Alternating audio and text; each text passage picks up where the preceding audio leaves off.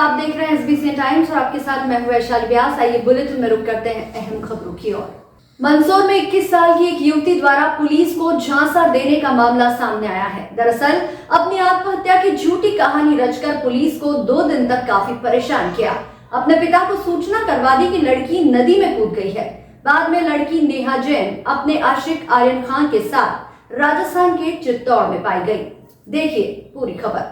विगत 28 जनवरी की शाम सिटी कोतवाली पुलिस को सूचना मिली कि एक लड़की काला भाटा बांध से पानी में कूद गई है।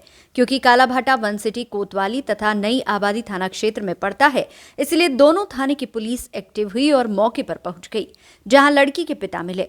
लड़की के पिता को किसी ने मोबाइल पर सूचना दी थी कि उनकी लड़की अपनी एक्टिवा गाड़ी यहीं छोड़कर पानी में कूद गई है। लड़की के पिता भी घबरा गए थे। उन्होंने थाने में भी रिपोर्ट की। इधर पुलिस रात तक लड़की को ढूंढती रही, लेकिन लड़की नहीं मिली।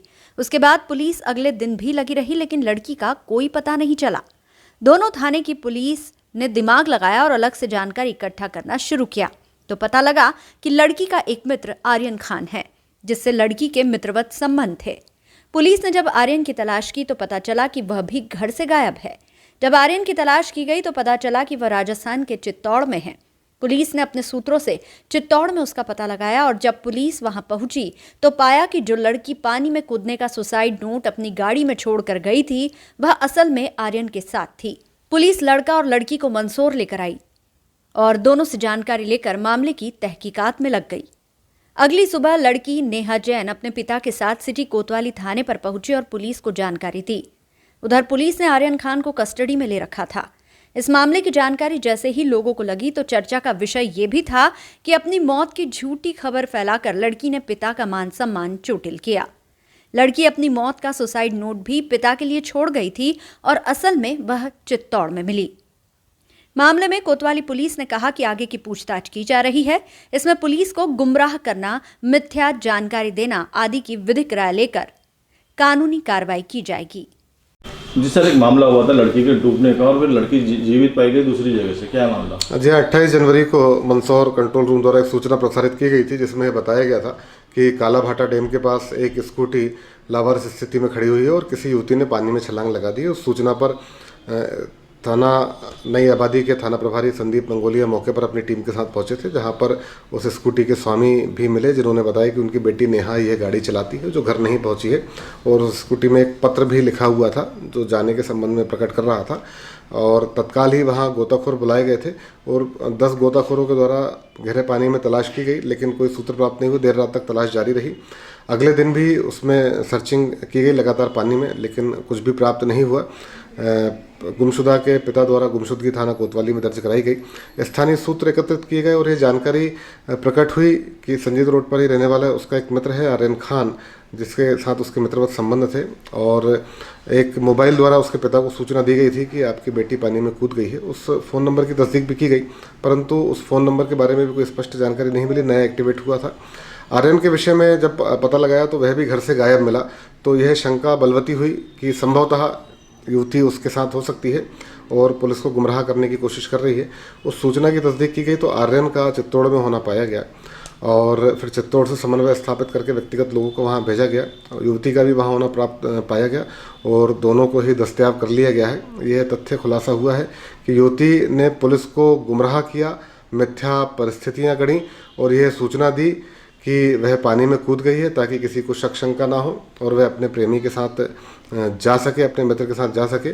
उसी को दस्तयाब करके अभी आगे की पूछताछ की जा रही है और जैसी परिस्थितियां बनेंगी विधिक राय भी इसमें ली जा रही है कि युवती के द्वारा मिथ्या परिस्थितियां गढ़ना और पुलिस को गुमराह करना और उसके साथी के द्वारा आपराधिक षड्यंत्र करना, इसके संबंध में विधिक राय लेकर के हम कानूनी कार्रवाई भी इनके खिलाफ करेंगे। क्षत्रिय मेवाड़ा कुमावत समाज चौखला पंच मालवांचल मंदसौर रतलाम प्रतापगढ़ के पदाधिकारी व सदस्यगण मंगलवार सुबह मंदसौर पुलिस अधीक्षक कार्यालय पहुंचे। यहां पदाधिकारी व समाजजनों ने ज्ञापन सौंपा। ज्ञापन में बताया कि क्षत्रिय मेवाड़ा कुमावत समाज चौखला पंच मालवांचल द्वारा नीमच के भादवा माता में धर्मशाला निर्माण कार्य में करवाया जा रहा है, जिसमें व्यवस्थापकों द्वारा आर्थिक अनियमितता की जा रही है। वहीं निर्माण संबंधी हिसाब बिल भी नहीं दिए जा रहे हैं। साथ ही समाजजनों द्वारा उक्त जानकारी मांगने पर उन्हें झूठे मुकदमे में फंसाने, मानहानि का दावा करने व समाज में बदनाम करने की धमकी दी जा रही है। ज्ञापन के माध्यम से समाजजनों ने उक्त प्रकरण की स्वतंत्र जांच कर आरोपी के खिलाफ कठोर कार्रवाई की मांग की। पदाधिकारियों व समाजजनों ने ज्ञापन में 5 प्रमुख मांगे रखी।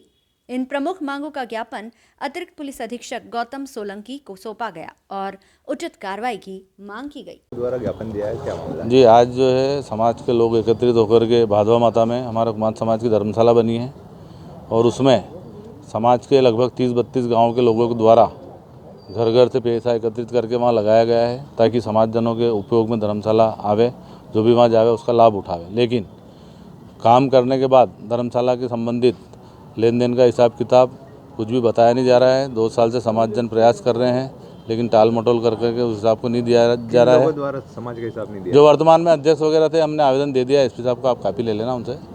तो वर्तमान जो अध्यक्ष थे उस टाइम पे, उनके द्वारा कितना पैसा दिया, कितना काम हुआ, एग्रीमेंट के हिसाब से काम हुआ या नहीं हुआ, इसकी जानकारी लेने के लिए हम पिछले 2 साल से प्रयासरत है लेकिन नहीं दिया जा रहा है। आज मजबूरी में हमें पुलिस का सहारा लेना पड़ रहा है। आपका शुभ नाम? राधेश्याम कुमावत। और हिसाब मांगने पर मारने की, जान से मारने की धमकियाँ भी आ रही है और कुछ भी इस संबंध में मतलब आड़ इस चीज़ की ली जाएगी, लेकिन इस चीज़ को लेकर के लड़े झगड़े होने की भी पूरी संभावना है।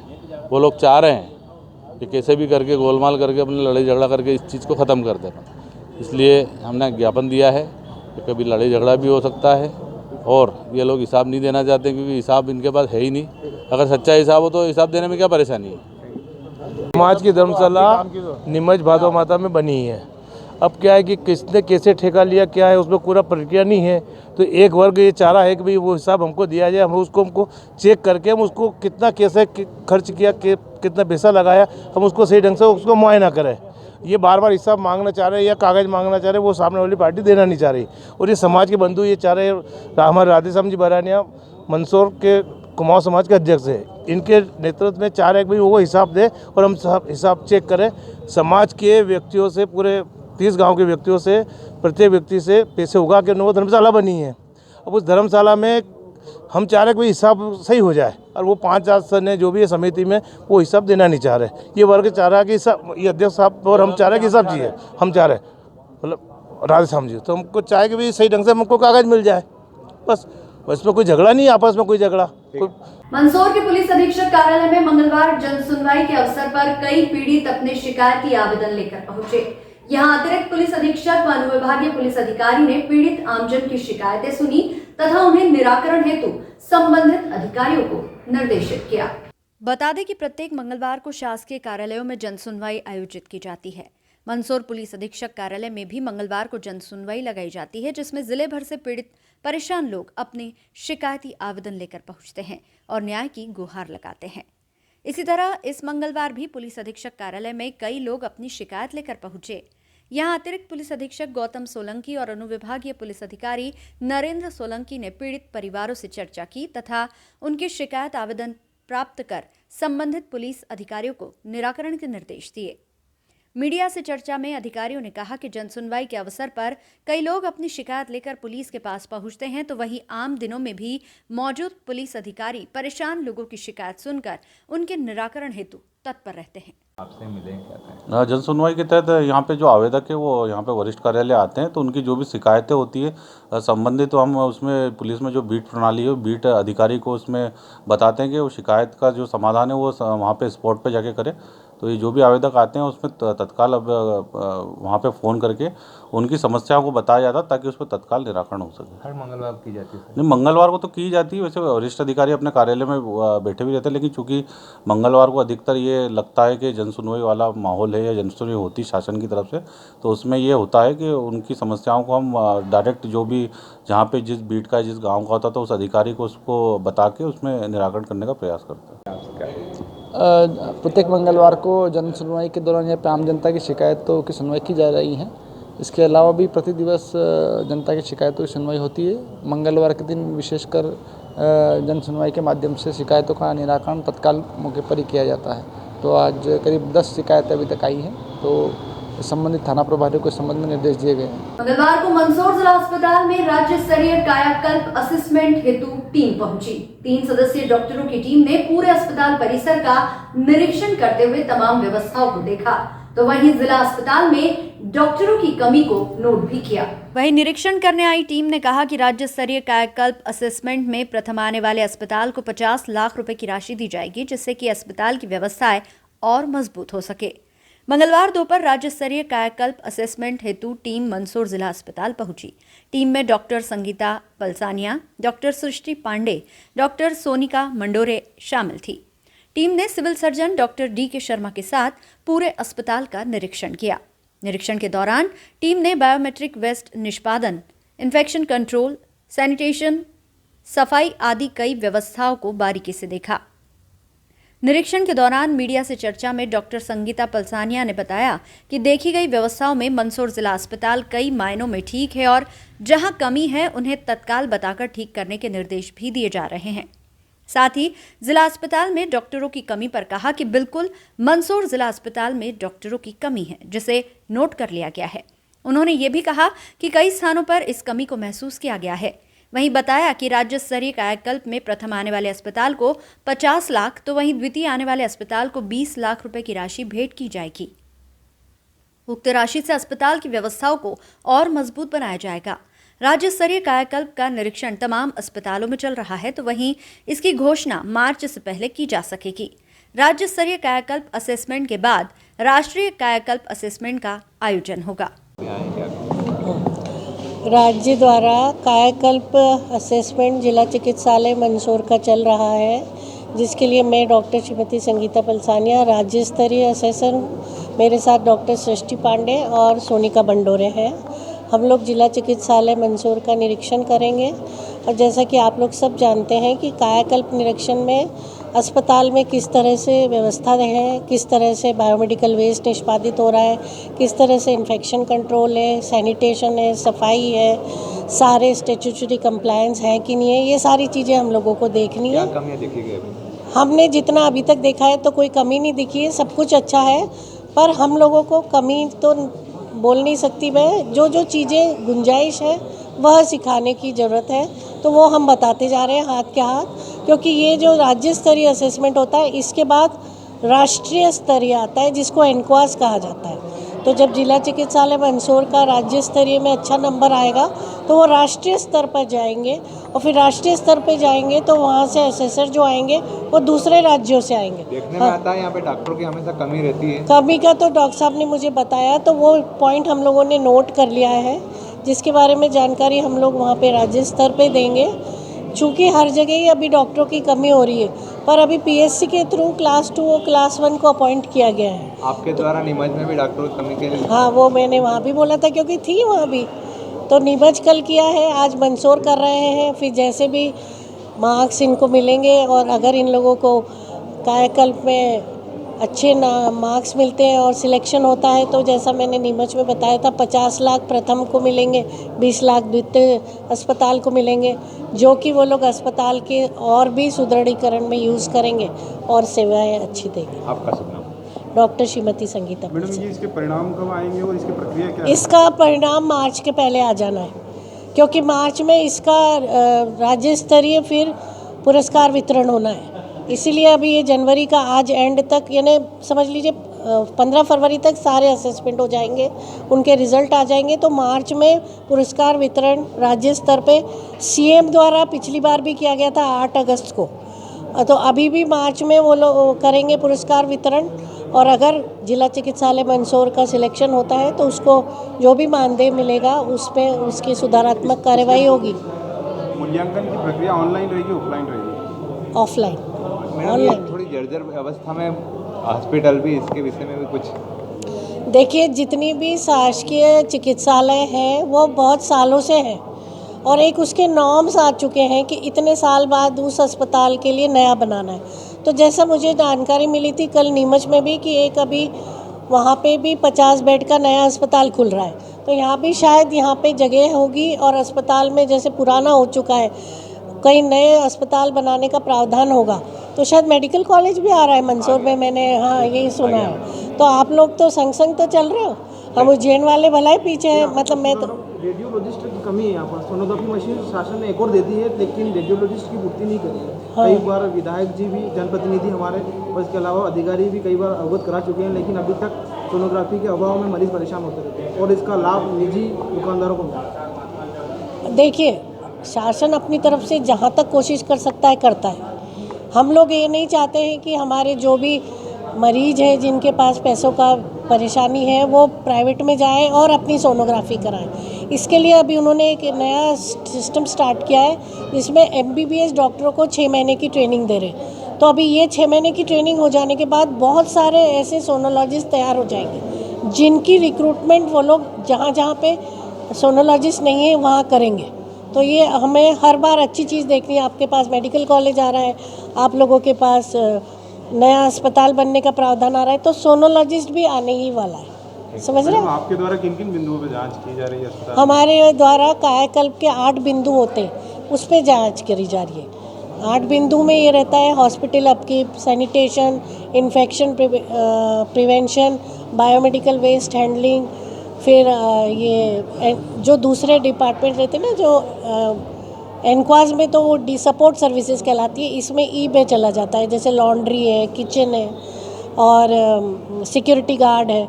और उसके बाद इको फ्रेंडली थीम एक और ऐड हुई है 2022 से, जिसमें कि अस्पताल में किस तरह से एनर्जी को सेव करा जा रहा है, सोलर एनर्जी प्रमोट करी जा रही है, हर्बल गार्डन बनाया जा रहा है, उसके रंग रोगन कैसे करे हुए हैं, पौधारोपण कितने हुए हुए हैं, उसके तहत। आखिरी प्रश्न, हम कहाँ कमज़ोर हो रहे हैं? आखिरी प्रश्न, हम कहाँ, आपने जो निरीक्षण किया कौन से बिंदु है जहाँ हमको गुंजाइश है कि हम सुधार कर सकते हैं? आपको पता होगा ना कि मेरे निरीक्षण अभी चल रहा है, तो कमज़ोर जैसा शब्द तो आया ही नहीं है कहीं। हमको जहाँ पे गुंजाइश है, समझ रहे हैं आप? तो मैंने बताया कि स्टाफ की जो कमी मिल रही है तो उसके लिए भी हम राज्य शासन को बताएंगे। और अभी बहुत सारे रिक्रूटमेंट क्लास 2 क्लास 1 के PSC के थ्रू हो रहे हैं और डॉक्टर्स तैयार करे जा रहे हैं सोनोग्राफी ट्रेनिंग से, तो आप लोगों को सारी चीज़ें मिल जाएंगी। तो जितनी सेवा आप लोग कर रहे हैं, मेरे ख्याल से आपके यहाँ तो 500 बेड का अस्पताल है, इतना अस्पताल है तभी तो मेडिकल कॉलेज मिला है, तो बहुत अच्छी सेवाएँ चल रही हैं आपकी। आज कितनी बजे तक निरीक्षण चलेगा? मैं तो 4-5 तक तो कर। Ebenezer higher secondary school Mandsaur के प्राचार्य श्री रजी P. इलियास ने जानकारी देते हुए बताया कि 31 जनवरी मंगलवार को विद्यालय में एक दिवसीय शतरंज प्रतियोगिता का आयोजन किया गया, जिसमें विद्यालय के 10 छात्र छात्राओं ने भाग लेकर अपनी खेल प्रतिभा का प्रदर्शन किया।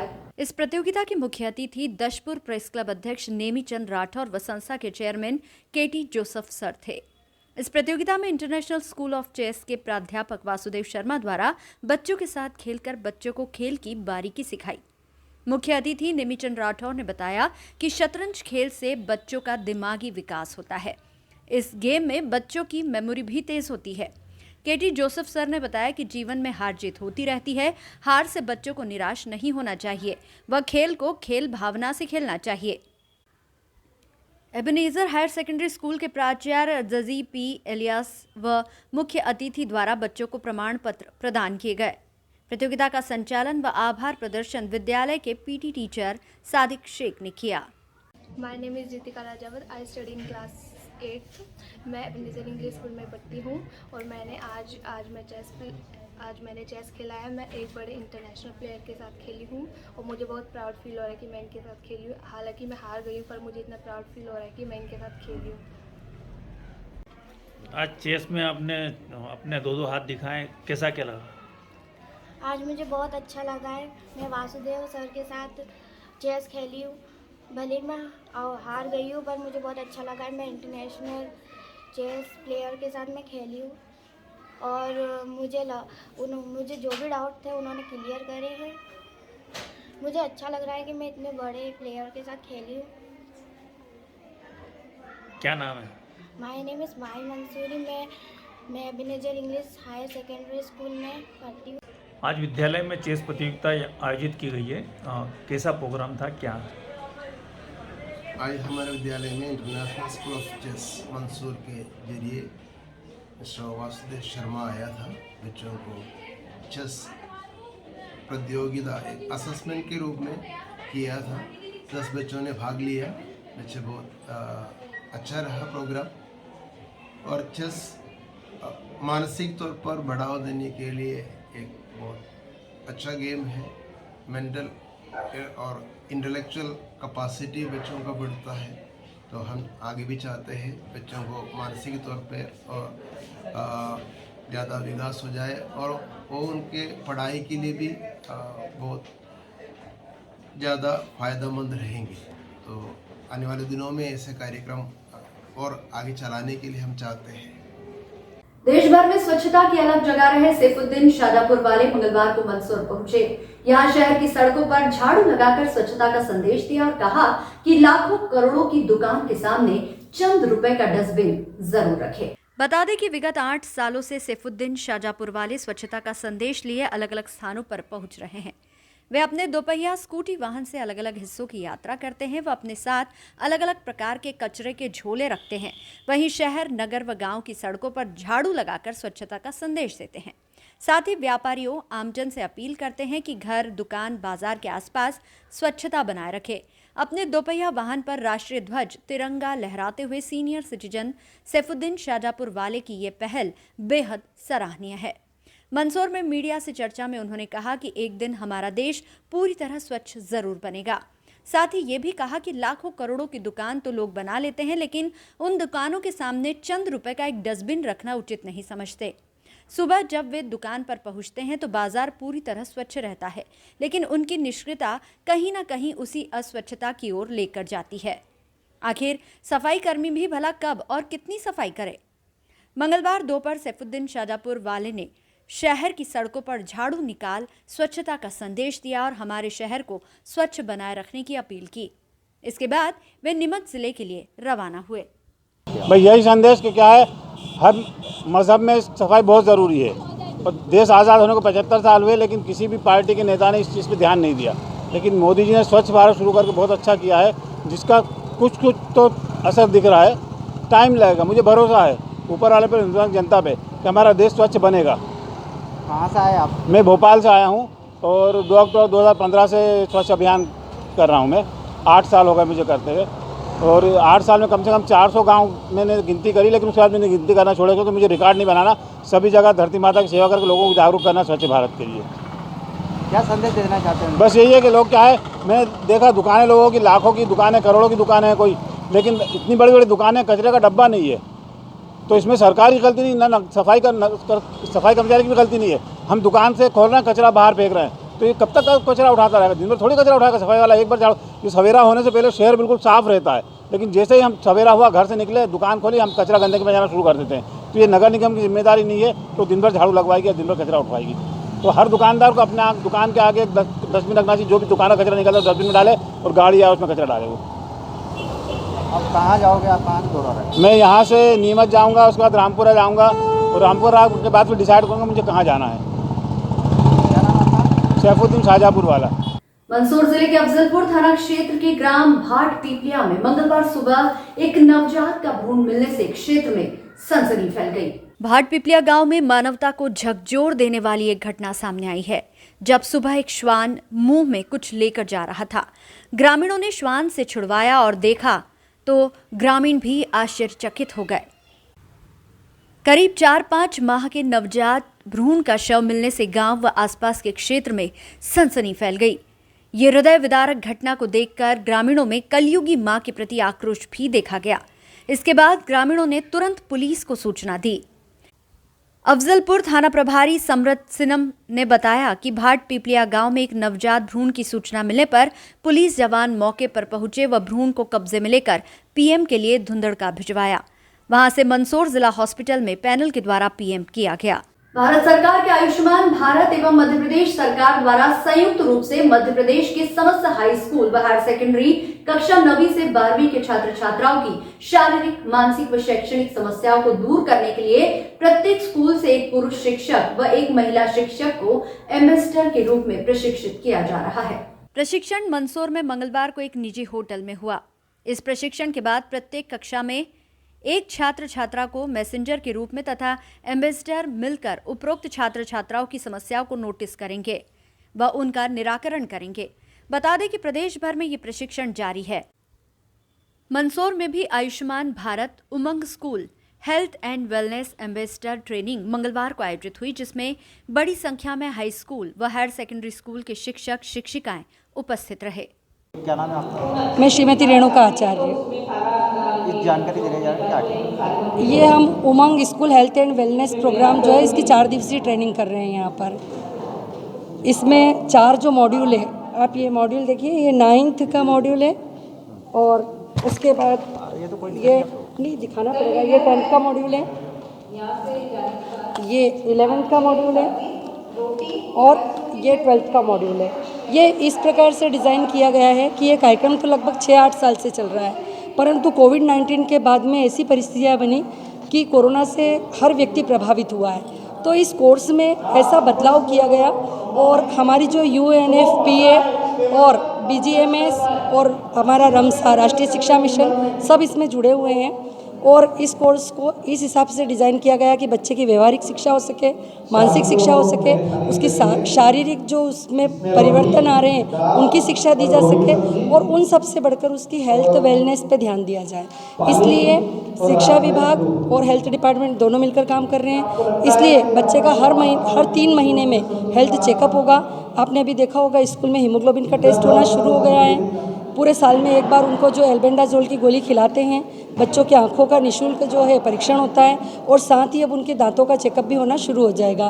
तो इस प्रकार बच्चे का जो है पूरा हेल्थ का एक रिकॉर्ड रखा जाएगा और उसका एक ID कार्ड बनाया जाएगा जिसमें उसकी हेल्थ की क्या प्रगति हो रही है ये स्कूलों में अब ध्यान रखा जाएगा। मैं श्रीमती सपना भट्ट। जानकारी दी जा रही है क्या, किस बात बताइए? हम यहाँ पर सभी उमंग हेल्थ एंड वेलनेस प्रोग्राम के लिए इकट्ठा हुए हैं और स्कूल्स के सभी टीचर्स को यहाँ पर बुला करके ट्रेनिंग प्रोग्राम दिया जा रहा है जिसमें हेल्थ अवेयरनेस भी है और स्पेशली टारगेट किया गया है किशोर अवस्था के बच्चों का ध्यान रखने के लिए टीचर्स को ट्रेनिंग दी जा रही है। 4 दिवसीय प्रशिक्षण। क्या नाम है आपका? लक्ष्मण पाटीदार। आज जो आयोजन रखा गया है क्या?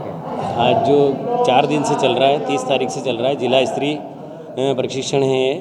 उमंग हेल्थ एंड वेलनेस कार्यक्रम है, स्वास्थ्य और शिक्षा विभाग के संयुक्त उस आयोजन में हो रहा है इसका और सभी स्कूलों से 2 टीचर को यहाँ एम्बेसडर के रूप में बुलाया है और उनको ट्रेनिंग दी जा रही है ताकि वो सभी स्कूलों में बच्चों की जो समस्याएं होती है स्वास्थ्य संबंधित, शिक्षा संबंधित, उसका सभी की ट्रेनिंग यहाँ दी जा रही है। और इसी के लिए हमारे यहाँ राज्य स्तर से प्रशिक्षण के लिए रेणुका आचार्य मैडम भी हैं और हम जिला स्तरीय मास्टर ट्रेनर 10 लोग जो हैं यहाँ मिलकर 3 इस होटल के हाल में जो हैं आवासीय प्रशिक्षण के रूप में चल रहा है और इसमें सभी प्रतिभागी आ रहे हैं प्रतिदिन और अच्छे से प्रशिक्षण चल रहा है। इसमें PPT और जो है सेशन सत्र के रूप में लिया जा रहा है। पहले इनको सभी प्रशिक्षणार्थियों को बताया गया है कि सत्र किस तरह से लिया जाए और फिर अब उनके सत्र हो रहे हैं। आज दूसरा दिन है और ये 4 दिन तक चलेगा। महेश कुमार उपाध्याय। जानकारी दी जा रही है क्या? ये आयुष्मान भारत के अंतर्गत उमंग हेल्थ एंड वेलनेस कार्यक्रम आयोजित किया जा रहा है। मंदसौर जिले में प्रत्येक हाई स्कूल और हाई सेकेंडरी में 2 चरणों में ये कार्यक्रम आयोजित किया जा रहा है, जिसमें पहले चरण का कार्यक्रम सीतामऊ, मल्हारगढ़, मंदसौर के परीक्षार्थी जो है वो मंदसौर में प्रशिक्षण ले रहे हैं। दूसरा चरण जो 4 तारीख से प्रारंभ होगा वो गरोड में आयोजित किया जाएगा, जहां पर भानपुरा, गरोड और शामगढ़ के जो परीक्षार्थी है वो शामिल होंगे। देश का आम बजट 1 फरवरी को पेश होगा। देशवासियों के साथ मंदसौर जिले को भी केंद्र सरकार के इस बजट से काफी उम्मीदें हैं। शिक्षा, स्वास्थ्य, उद्योग, महंगाई आदि तमाम मुद्दों पर मंदसौर की जनता से SBCN द्वारा की गई चर्चा पर देखिए ये रिपोर्ट। बहुत हुई महंगाई की मार, अब की बार मोदी सरकार। 2013 और 2014 का सबसे चर्चित नारा, सबसे लोग लुभावन नारा, जो कि ये सरकार आज अपने ही किए हुए वादे को, अपने ही दिए हुए नारे को पूरी तरह से भूल चुकी है।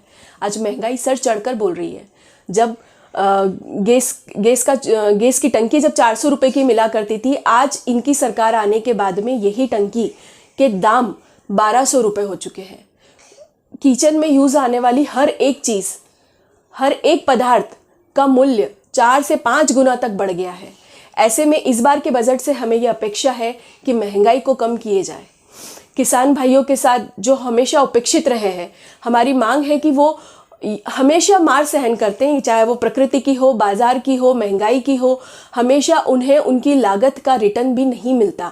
तो इस बार के बजट से हमें ये अपेक्षा है कि किसान भाइयों को राहत मिले, युवाओं को राहत मिले, बेरोजगारी कम हो, क्योंकि आपने वादे तो किए थे 2 करोड़ नौकरियों के, लेकिन उसका 10% 20 लाख नौकरियां तक युवाओं को अभी तक नहीं मिली है। तो इस बार हमारी अपेक्षा है कि युवाओं के लिए भी कुछ अच्छे प्लान्स हो, उनके लिए नौकरियां हो, व्यापारियों को टैक्स में राहत मिले, टैक्स स्लैब में राहत मिले, ताकि मध्यम वर्गीय व्यापारी को भी उससे राहत मिले। जो केंद्रीय बजट आने वाला है, इसमें आप सरकार से क्या चाहते हैं?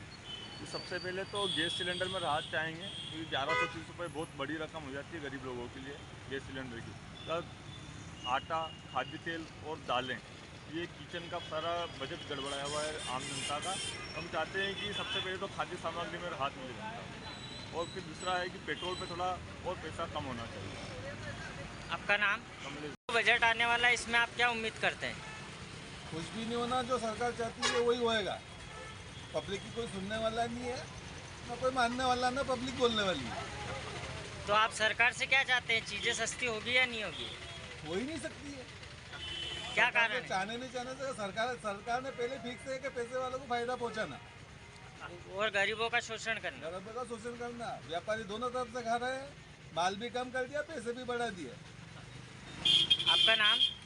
केंद्रीय बजट है, इसमें क्या क्या सस्ता होना चाहिए एक आम आदमी के लिए? सभी घर में जो खाने पीने की चीज़ें वो सभी सस्ती होना चाहिए। महंगाई बड़ा दिखता है, बेरोजगार आदमी बहुत है। अब मैं खुद ही बेरोजगार हूँ, क्या दो घर में क्या ले जाओ क्या खाओ। कितना कमाते हो आप रोज का? 200, 250, 300 हत्या, और घर वाले भी परेशान करते हैं। अब क्या करे आदमी, अभी जो कमाओ उतने में गुजारा नहीं हो रहा है, कोई रोजगार ही नहीं है अपने मंदसौर जिले में। मतलब घरेलू सामान सारे सस्ते होने चाहिए? घरेलू सामान तो बिल्कुल सस्ते होने चाहिए। आदमी आम आदमी क्या करेगा? आपका नाम? मेरा नाम शिव नारायण राठौर। मॉडर्न थिंकिंग और आप एक नए आधुनिक तरीके से सोचकर कुछ ऐसा करो ताकि सुविधाएं प्राप्त हो। आप पुरानी चीज़ों को लेके बैठोगे तो ऐसा तो कुछ मिलने वाला नहीं है। तो कुछ ऐसा किया जाए ताकि सबको सुविधा और जल्दी हो। सारे काम, सरकारी कामों में देरी लगती है, तो ऐसा कुछ सुविधाएं और ऐसी कुछ टेक्नोलॉजी लाई जाए जो कि जल्दी किया जाए हमारा काम। और जहाँ पे भी हमको हर काम पैसे दे के करवाना पड़ता है, मतलब डेमोक्रेसी बंद करी जाए जितनी हो सके, तब जाके हम आगे बढ़ पाएंगे। केंद्रीय बजट आने वाला है, इसमें आपको क्या उम्मीद है? क्या क्या सस्ता होना चाहिए? देखो, हमें तो ये उम्मीद है कि घरेलू चीज़ें सब सस्ती होना चाहिए। गैस सस्ता होना चाहिए, पेट्रोल सस्ता होना चाहिए, खाने का तेल है और दालें वगैरह, और ये जो आवश्यक वस्तुएं जितनी भी है घरेलू चीज़ में जो काम में आने वाली चीज़ें हैं वो बहुत, उन पर बिल्कुल सस्ता होना चाहिए। वो 200 रुपये रोज कमाने वाला आदमी कितना खर्चा कर सकता है फिर अपने घर में? चीज़ें महंगी होगी तो कुछ भी नहीं कर पाए ना। वो तो इतना खर्चा है कि 200 रुपये तो कहीं भी नहीं लग रहा है। दूध और तेल और खर्चे में इसी में पूरा हो जाता है। 200 रुपये तो सब्जी में इसमें पूरे हो जाते हैं। तो आप सरकार से क्या उम्मीद करना चाहते हैं? हम ये उम्मीद करते हैं कि इन चीज़ों पे जो घरेलू आवश्यक चीज़ें हैं उन पर रियायत दे और मेहरबानी करें। आपका नाम? देश का बजट पेश होने वाला है और हम उम्मीद यही करते हैं कि जो आर्थिक असमानता है उसको ध्यान में रखकर इस बजट को तैयार किया जाएगा, या तैयार किया गया होगा।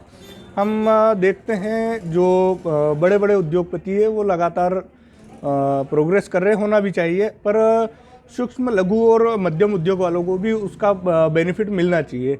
जो अभी तक बजट निर्माण की एक प्रक्रिया होती है उसमें अभी जो सरकार की MESE योजना जो सूक्ष्म और लघु उद्योग के लिए है उसकी जटिलताओं को कम किया जाना चाहिए, ख़त्म किया जाना चाहिए। टैक्सेशन एक ऐसा लागू किया जाना चाहिए जहाँ पे आम मध्यम वर्गों को उसका एक राहत मिले। आज टैक्स और महंगाई ये सबसे बड़ा मुद्दा है, जो हम एक पुराना स्ट्रक्चर ही लेके चल रहे हैं, उसको रिन्यू किया जाना चाहिए और टैक्स में मध्यम वर्गों को राहत मिलना चाहिए। जो टेक विकासशील देश हम हैं, तो निरंतर प्रगति करने के लिए जो आर्थिक असमानता उसकी ख़त्म होना बहुत ज़रूरी है। टैक्स का मैं इसीलिए यही कहूँगा कि इसमें बरोबर ग्रामीण क्षेत्र को ध्यान में रखकर कार्य योजना आगे की बनना चाहिए। और जो है टैक्स का जो स्ट्रक्चर जो मैंने पहले भी कहा है, आयकर का जो हम पहला ही पुराना वो स्ट्रक्चर लेके चल रहे हैं उसको रिन्यू किया जाना चाहिए। इस बुलेटिन में फिलहाल इतना ही। लगातार न्यूज अपडेट्स के लिए देखते रहिए SBCN टाइम्स। नमस्कार।